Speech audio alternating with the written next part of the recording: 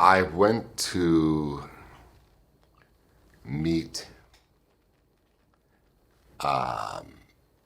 Dave Wilson, the director, at his company Blur, and I brought my son, who was 8 years old at the time, and after he showed us the whole project, my son turned to me and said, "Daddy, you are Bloodshot."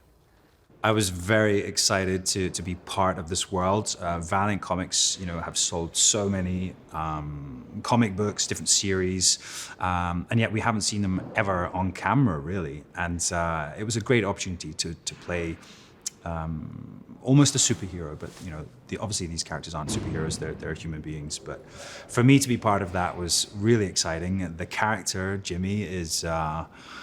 He's a piece of work. Without giving away spoilers, he is a great operator. He's tier 1, ex-Navy SEAL. But he's got a bit of an attitude as well, and it's quite nice to play something completely different. The reason I wanted to get involved in the project was because when I met Dave, I was very impressed with his whole preparation of the script. First of all, he was so well informed. I personally am very familiarized and impressed by science. I'm obsessed with neuroscience. So when we met, we really were on the same page about how impressive science has become and how crucial it's become in people's lives and how it can improve people's lives.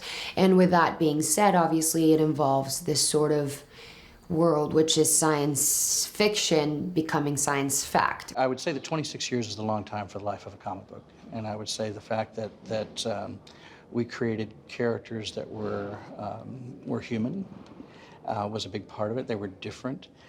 We used nanites, but we had to explain that to a society that had no idea what that word meant, which was microscopic computers, or actually nanoscopic computers inside his bloodstream. Which everybody knows now. Yeah. Right. Well, today it's much, at the time it was literally conversations where it's like, is this going to be clear enough for the average reader to understand what we're doing? Just remember, he was the first of his kind. Bloodshot represents a evolution in comic book storytelling. It came out on a very special day in comic history, the day that the death of Superman happened. Superman died and Bloodshot won. Bloodshot was introduced to the world the same day. There were lines around the comic stores all over the country, all over the world, really. And Bloodshot really resonated because he represented a new type of humanity in comic book storytelling. Instead of someone that was extraordinary before they became a superhero, Bloodshot's an ordinary person.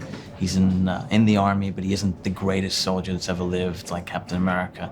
He is your everyday average soldier, and we all know someone that is in the army or in the services, military services, or we know someone that knows someone, and he's a person that then becomes extraordinary due to the nanites that he's given, an ordinary person in an extraordinary situation.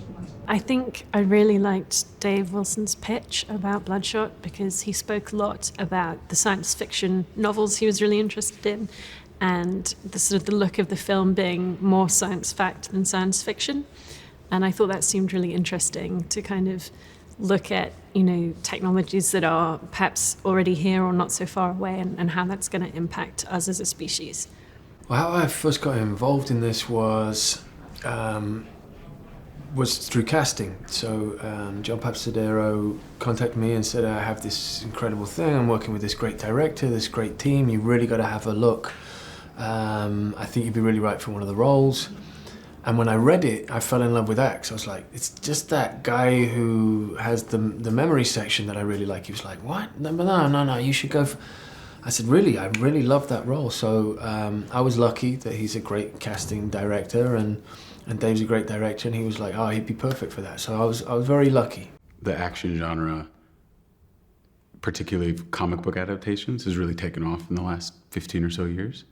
And I think it's an interesting medium because it draws from pop culture, and therefore, like, there's a very wide audience that is hungry to see it.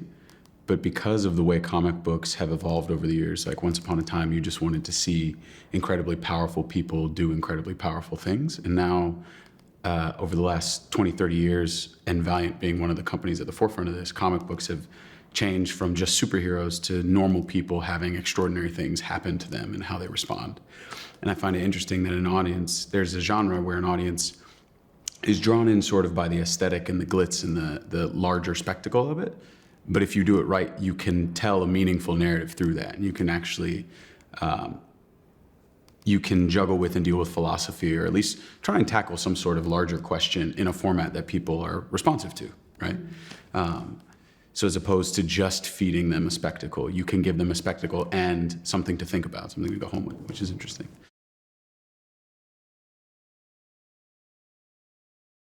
The idea was to honor the spirit of Valiant comic books, and Valiant comic books was renegade in its day, and it was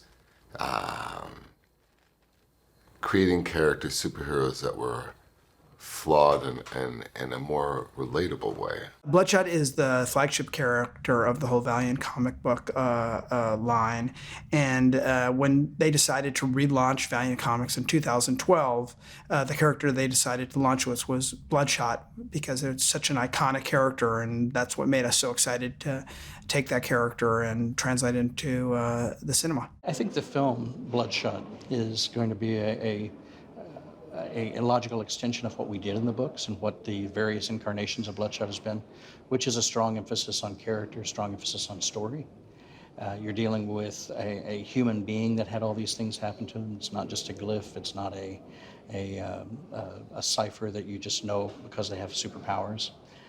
And I think that's what's going to make it stand out, is the fact that it's also not just a traditional greet, meet, defeat superhero versus a villain story. It sounds crazy, but we were literally attempting to create a different spin on the superhero narrative, and really attacking these themes like post-traumatic stress disorder, and imagining how that plays with our concept of a superhero. We wanted to make sure that the audience that knew Bloodshot felt like they were getting the core character and the tone that they love, but were surprised by the storytelling. And people that didn't know Bloodshot from the comics would watch the movie, fall in love with the character and tone, and be able to go to the comics and find that again. At the same time, we didn't want to adapt a story from the comics. We wanted people to be surprised. And so we really took our time and decided, what's Bloodshot and how does he fit into traditional film genres? And Bloodshot, we felt, fit into this genre that was very popular in the 80s and 90s, elevated intellectual science fiction action film like Total Recall or the original Terminator. And we tried to build a modern version of that using the changes in the modern world, things like technology, the internet, computers, cell phones. We've become amalgamated with technology. Our humanity and technology have started to merge together, and that's something they didn't have when they were building those classic films. And how can we take advantage of that today? Our core brand is action. I grew up loving sci-fi action films, and I think for like a lot of people, seminal films were films like RoboCop and Terminator. And the challenge for us every day is to figure out what's the new version of that kind of movie for the 21st century. We don't want to try and remake one of those movies. We want to make a new version that audiences can own today. And when I read the comic book Bloodshot, I saw an opportunity to kind of update that genre and make something fresh and different for the audience to see. Audiences are so well versed in the language, the conventions, and iconography of both the sci-fi action genre and the comic book genre. So how can we meld the two but subvert all their expectations? And what I'm most excited about in this film is we play with the audience. We give them what they think they're getting, and very quickly we wrap that up. And I expect the audience will sit there going, that was fun, but oh my God, we've got an hour left. Where's this movie going? And be very excited about the prospect of the movie carving new ground.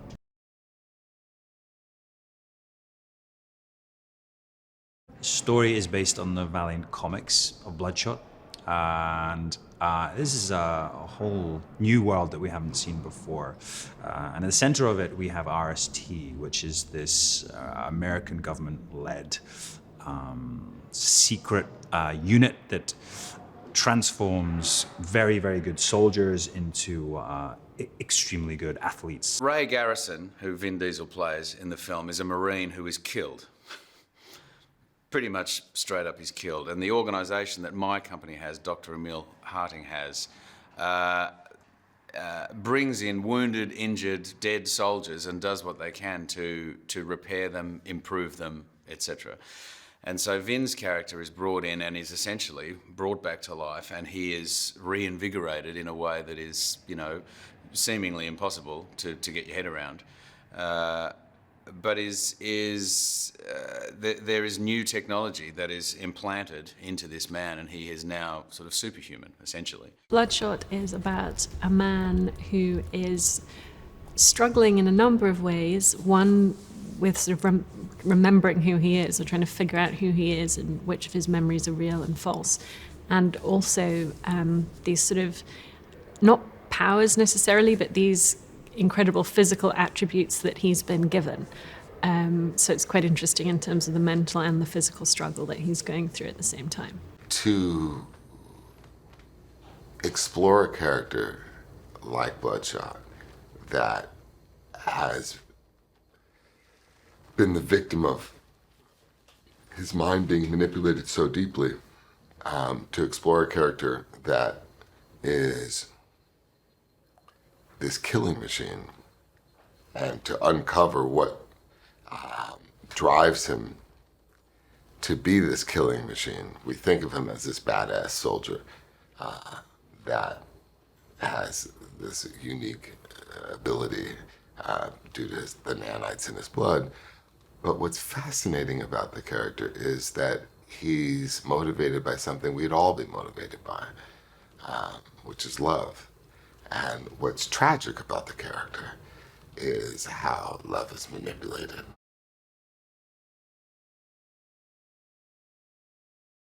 Chainsaw's the little sort of offshoot gang of soldiers that we see through the film,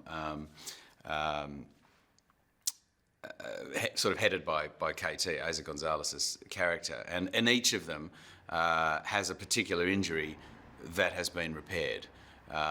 So Dalton is, you know, he's lost his legs through an IED, and they've been replaced, and now he has superhuman powers based on what he's capable of doing with his legs. And Tibbs has lost his eyesight, so he now has sort of ocular transplants and now can see further than any human possibly should be able to, etc. So each of the injuries that occur in this or to anybody is then repaired and taken to the next level, essentially. Part of the idea of Tibbs is that Dalton is a bruiser. He's a huge guy. I mean, Sam Heughan is 6'4", has been lifting a lot in preparation for this role. He's a big guy. And his way of fighting is with he has exoskeleton legs, so they're bionic legs, and then he has this skeleton that has more arms. So he's just a bruiser, like a big dude who just mauls people. Tibbs, by contrast, also being blind and also having been a sharpshooter before he lost his sight, his thing is all about reflex and quickness. And he uses a lot of knives, guns, things like that. We're the group of broken toys, which is always we're the outsiders, and it's a cool thing to be the outsiders, and it not always has to be glitzy and shiny. It could also be broken and make you very beautiful. In the beginning, we meet Chainsaw, and we believe this is the first time that Ray Bloodshot is meeting them. And they introduce themselves, they train him to become a better soldier than he was before, to take advantage of the technology that's now in his body, and then he gets sent off on a mission to revenge his dead wife. And he does, he's successful.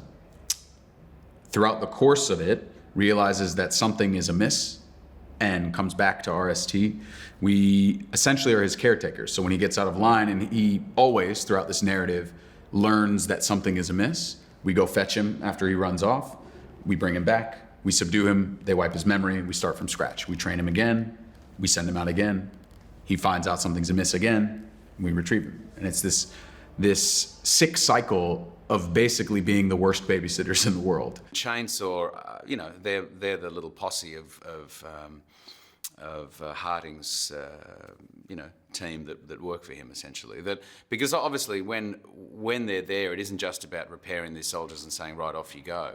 There are various missions that need to be achieved as well. There are various sort of objectives, and these are the team that work for him that sort of go out and do these missions as well.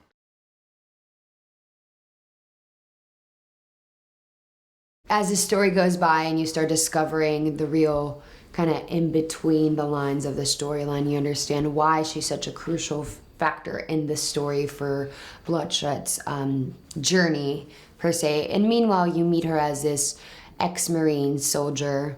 Obviously, she was a well-trained. She served in Serbia, and she lost her lungs, and then meets Harding and saves her in a sense by building a rebreather and makes her a superhero, a human superhero, I would say, by helping her breathe. And so you start discovering all her incredible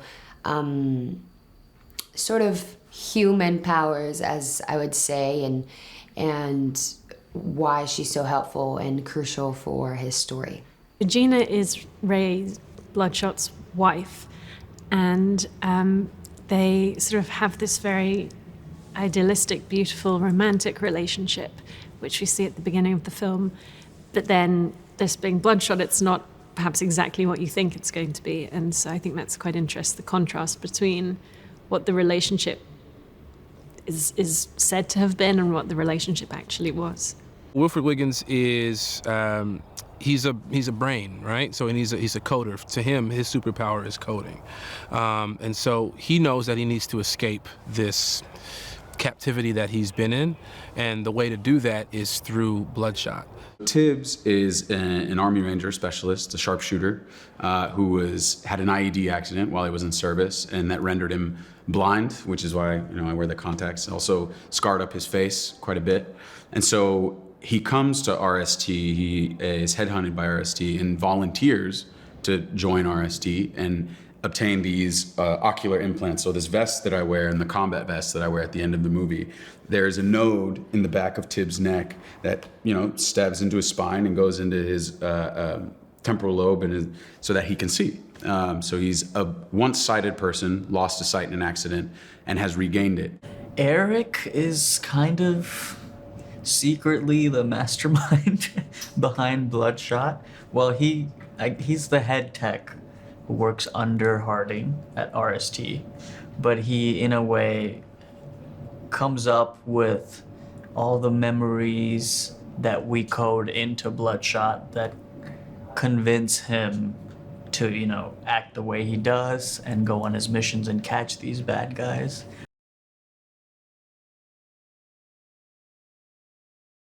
Vin's playing this amazing character, Bloodshot, that he's bringing to life from the Valiant comic series. And, he's this broken character, this broken figure who's lost everything but doesn't know that. And, bringing him to life, but also making him sympathetic, empathetic, is new. And actually, I think it's going to be a performance that people haven't seen from Vin before.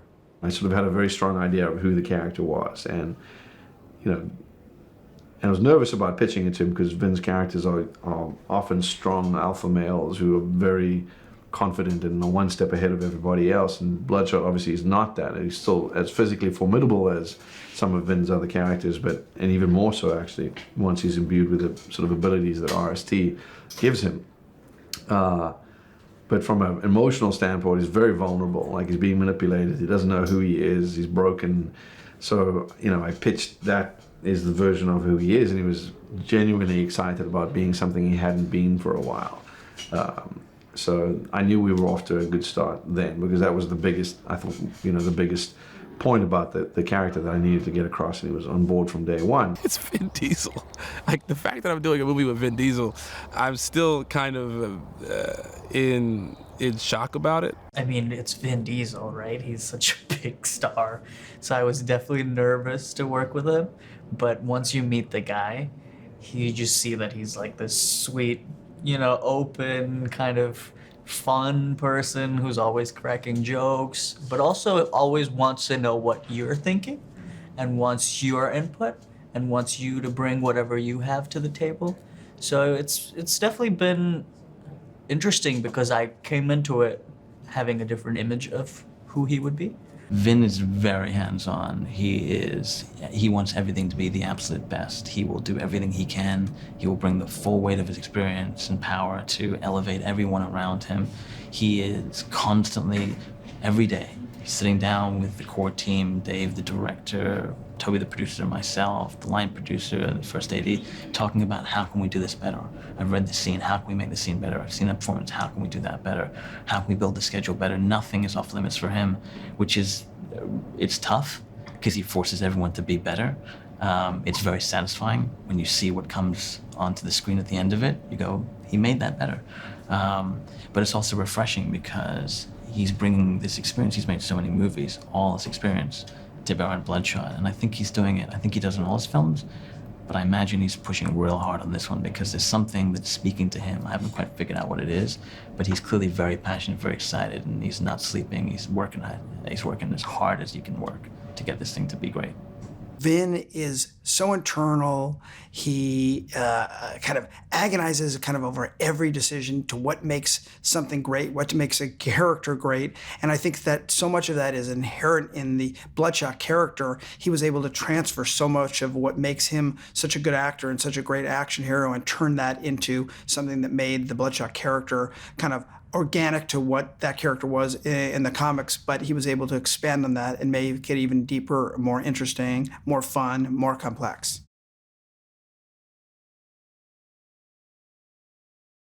When we met Dave, it was very clear that he was the director for it, and we've been looking a long time, we've been talking to a lot of people. Dave is this hidden treasure in the movie world. He was sitting at Blur with his partner Tim Miller, who recently directed Deadpool, and he's been making these phenomenal video game trailers, which really is not an appropriate way to name them. They're these short films that are made to tell fans what the tone of the upcoming video games are going to be, and he writes these things, he builds them. They're incredible in terms of their storytelling from a character standpoint, an action standpoint.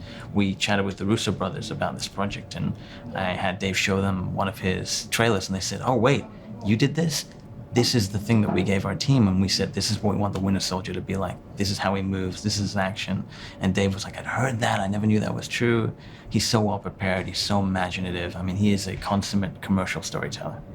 The challenge of any movie, but especially this type of movie, is to make it feel fresh and different and update it for a new generation and a new audience. And Dave, with his visual effects background and being one of the premier directors of video game trailers, brings the cinematic language of the video game culture, and the opportunity to see him translate that to a long-form narrative is really exciting. The film has a very different visual style and visual look than we've seen in other movies of this type. Because this movie is so complicated and there's so much technology involved in front of the camera, behind the camera, having Dave Wilson, who has had a tremendous visual effects career prior to this, at the helm, and knowing how to get more out of less was really helpful to make this movie feel the scale that it does. I mean, this movie, the scale of this movie feels like you've traveled all around the world using all the highest technologies in the world. And to me, it's just like, as a cinema geek, it's just to be able to see all this on film, on the big screen. Only somebody of Dave's caliber could have made this happen. He's very detail-oriented, and he had this whole approach to the world of what he calls science fact. So he doesn't view it as a science fiction movie, he views it as a movie that takes place in our world today, where everything is pushed just a little bit beyond our reality in terms of abilities, technology, and the world. So he created a very striking visual presentation that incorporated his interest in science, but also with his unique kind of visual perspective coming from the gaming world. Dave, I saw some of his stuff. And I thought, that looks really cool. Well, just some of the his prior work, you know what I mean? Some of his effects work and his trailer stuff that he would put together and make, and it just looked really cool. So I was anxious to see what he would do with something like this.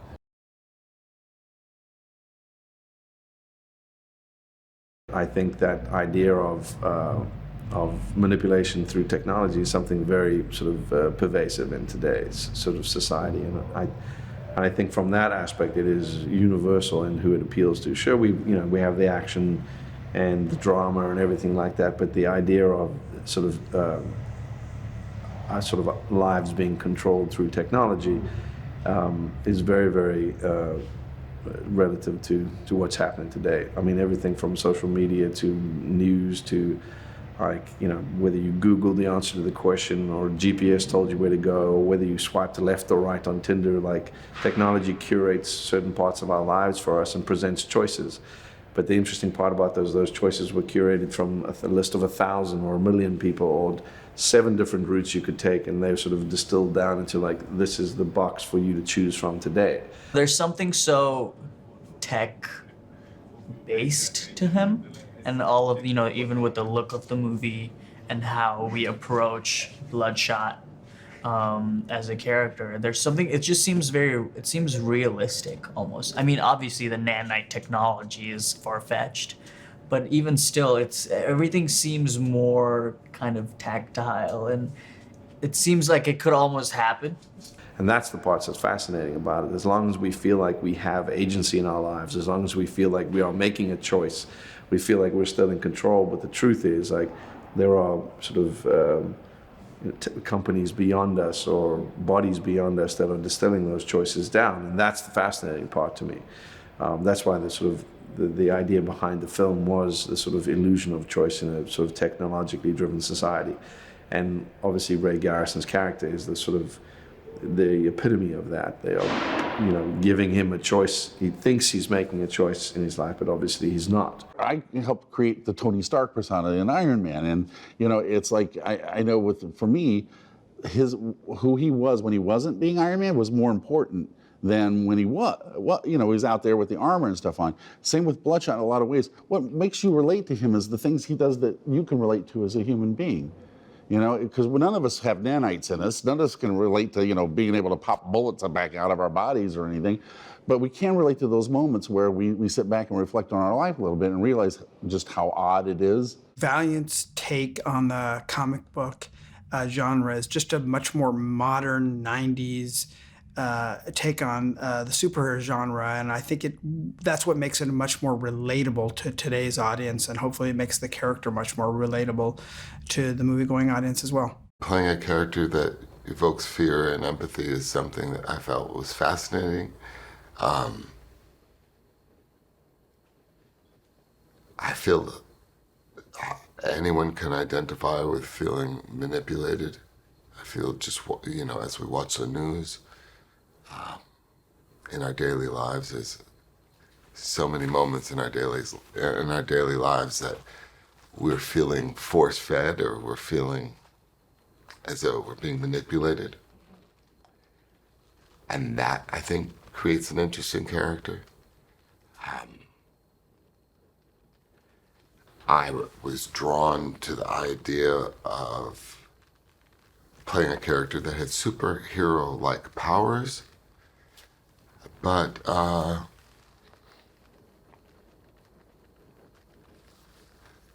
also kind of embraces his post-traumatic stress disorder. I think he's a much different kind of superhero than we've seen in the past. He's much more emotional, much more complex, very conflicted, doesn't really know where his place in the world is, but he also has these superhuman strengths that makes him somebody that is very difficult to measure up against, but it also causes a lot of conflict within for him having these powers. On a character level, he's very ambivalent about what he is and what he can do, and that's really what the movie's about. It's about his journey to figure out, is he a good guy or is he a bad guy? Who does he choose to be?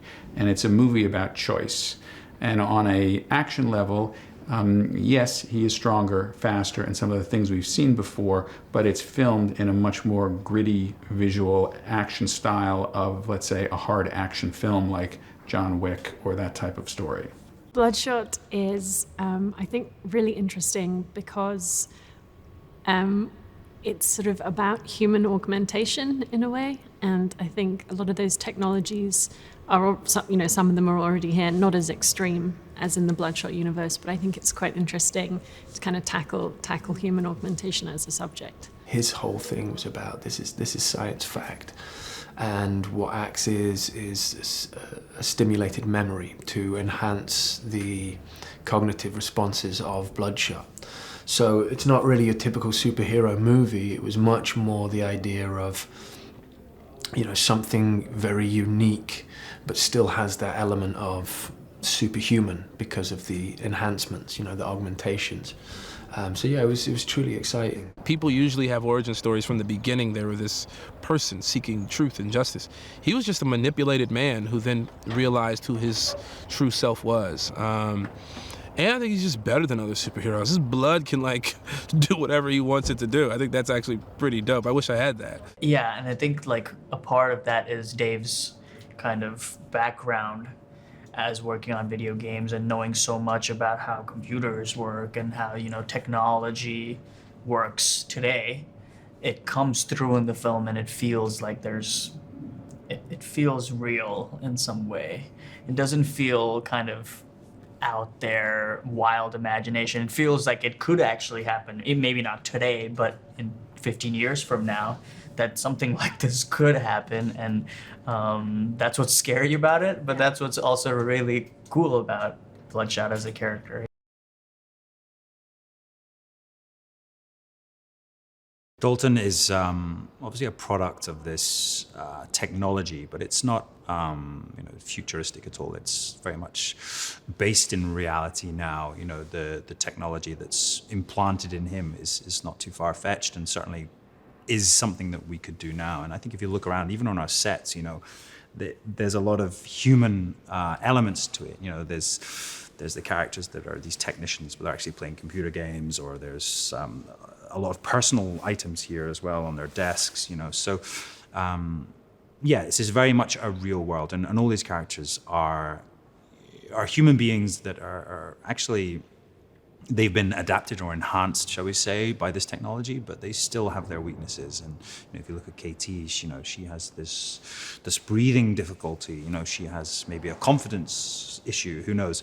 And Dalton, especially, he has these legs, but it's covering up his weakness. And I think if we look at the technology in Bloodshot, it's not that far removed from present day. We look at Bloodshot's ability to tap into the wireless network and Wi-Fi to control things. I don't think we're that far off from machines really being able to do that. They are a replacement for blood tissue, blood cells, blood vessels, etc. So the character of Bloodshot, Vin Diesel's character, all the blood has been drained out of his body and has been replaced with nanites. So they're minuscule little entities, biomechanical technology that function, I suppose, in the way that blood cells do, except at an extremely rapid rate. So he can now injure himself. He could almost lose a limb and it'll repair itself instantly. So that just makes him superhuman, and essentially the idea is to weaponize him, is to create a sort of a super soldier that can be injured and then on the battlefield instantly repair and carry on. Dalton's legs, obviously, we're seeing advanced prosthetics already, but I think it's there's a sort of class system that is coming that I don't think we're quite ready for. I think when you can, it won't just end at right now. The limbs are inferior to human abilities, right? But the point where those augmentations are superior to what we are born with, I feel like, and now you can buy strength, and I think more terrifyingly, when you can buy intelligence, what happens to us as a society when we're no longer defined by what we're born with, but what you can afford. I think, and there's even a term for it called transhumanism, where we sort of are able to alter ourselves beyond our sort of the physical state that we're born with. And it's an interesting question that I think is, you've seen it, like there are countless science fiction books about it, and even scripts I've read, and I think it's a fascinating aspect to explore. Obviously, we only scraped the surface of it in this film, but I definitely feel like it's an aspect of our society that is sort of inevitable at this point, where we will move beyond our physical and sort of neurological limitations. Science fiction is what is going to be, without hesitation. I have no doubt we will walk on Mars. We are working toward that now. That is science fiction. That's going to happen. What Dave is trying to say is what's happening with Bloodshot is science fiction. That's within the grasp. We're just not there yet, but that's exactly where we're going. Right, Dave and Toby Jaffe, the other producer on the project, and I were very adamant about setting this in the real world, and that means that we don't want the kind of big laboratory that looks like it exists 100 years from now. We want something that we feel like exists in the world today, and when you see it, you go, that's somewhere. I don't know where it is, I haven't seen it, but I know that CERN are doing that, or MIT are doing that, and give a window into a slightly heightened real-world science fact-based approach. At the same time, we wanted to make sure that we introduced real-life elements like wounded soldiers, wounded warriors, and so we have prosthetics that are amplified, and that's really the first few steps we take towards grounding the nanotechnology, which is the big conceit of the movie, this game-changing technology. And that's again why we wanted to build a story that was a game changer in terms of its storytelling as well. I think one of the things that's really interesting about Bloodshot is that the technologies being discussed are not that far away. And in fact, when you're looking at augmentation of the human body, we already have our cell phones, which we have a sort of symbiotic relationship with. And this is imagining a step beyond that when those kind of capabilities are perhaps implanted in our bodies, and what that would be like for us as a species. Well, the early discussions with Dave, who is very prepared and did have an incredible previs, something that I got to see after I'd been cast in the role. What was very clear to me that was Dave was dealing with a lot of technology that exists now, and he has a lot of the ideas that people are saying. Look, people have got these prosthesis. Perhaps not so technically advanced, but they're certainly in that bracket and they're very close to that sphere. It's not really that too distant futuristic future tech. One of the things that I'm in love with and curious about because of this movie is our particular fascination with technology, like the contemporary addiction to cell phone. Everyone walks around with a supercomputer in their pocket. I mean, I have one in my pocket. I have two, one in my pocket and one in my bag, and no one thinks about the fact that we have them strapped to our wrists, and we have 4 devices at all times, an iPad, a laptop, a television, an iPhone, and there's so much that we're plugged into, and what is the cost? What's the trade that we have?